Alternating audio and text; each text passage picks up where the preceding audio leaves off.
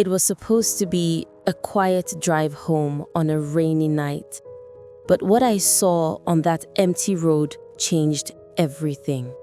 Some strangers appear only once, and if you're lucky, they leave you alive. The rain started before dusk, and by the time I turned off the main highway onto the smaller road that led home, it had become heavy. Sheets of water blurred everything ahead, and my wipers moved frantically, trying to keep the road visible. I was tired from 2 days at a family burial, and all I wanted was to reach home before midnight. The road was long and narrow, with thick bush pressing close on either side. No street lights, no houses, just the sound of rain and the occasional distant horn. I checked the dashboard clock, 11:48 p.m. If I drove carefully, I could be home in about an hour. Then I saw him. A man standing on the side of the road, bent slightly, holding a small suitcase. He wore a brown raincoat and lifted a hand as if asking me to stop. For a moment, I hesitated. The stories about strangers at night flashed through my mind. Robbers, kidnappers, worse. But there was something in the way he stood, quiet and calm, that made me slow down. I rolled down the window a little. "Where are you going?" I asked over the rain. "Town," he replied, calm and steady. I missed the last bus. The storm was fierce. I imagined leaving him there soaked and alone. Against my better judgment, I unlocked the passenger door. "Get in." He stepped in quietly. Water dripped from his coat, and the smell of wet earth clung to him.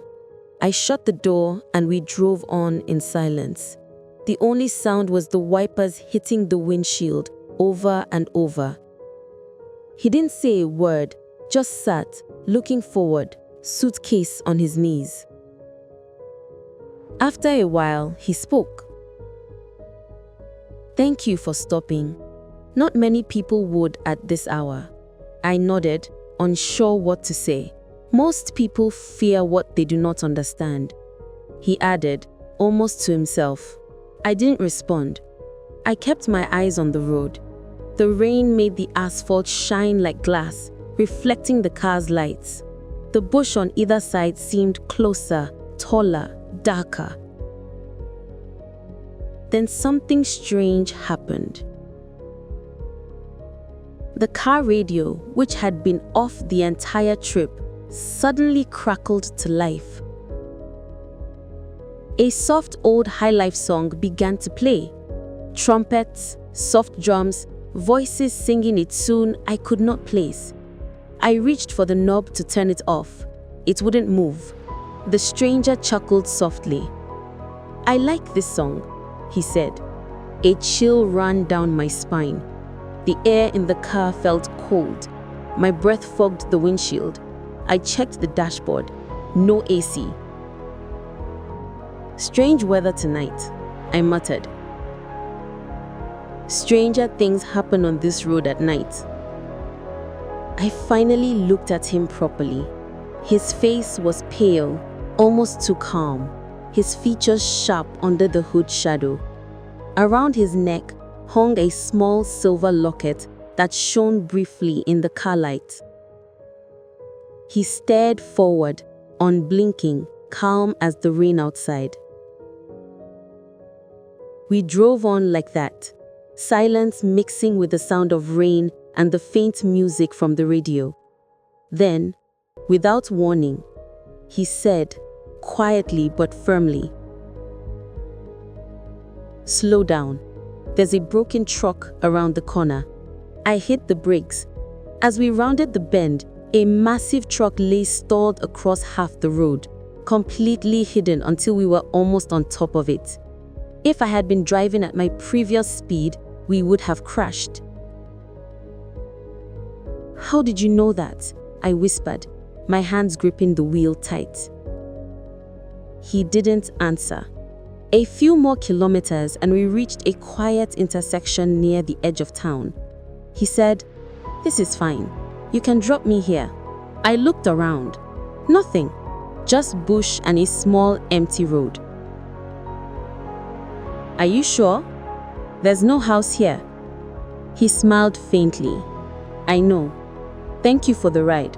He opened the door, stepped out into the rain, and closed it behind him. I looked back at the spot. He was gone. No footprints, no sound, nothing.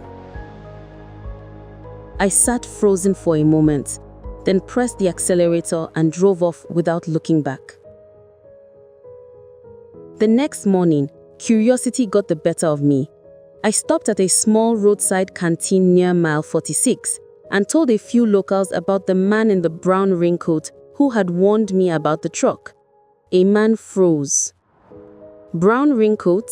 Small suitcase?" he asked.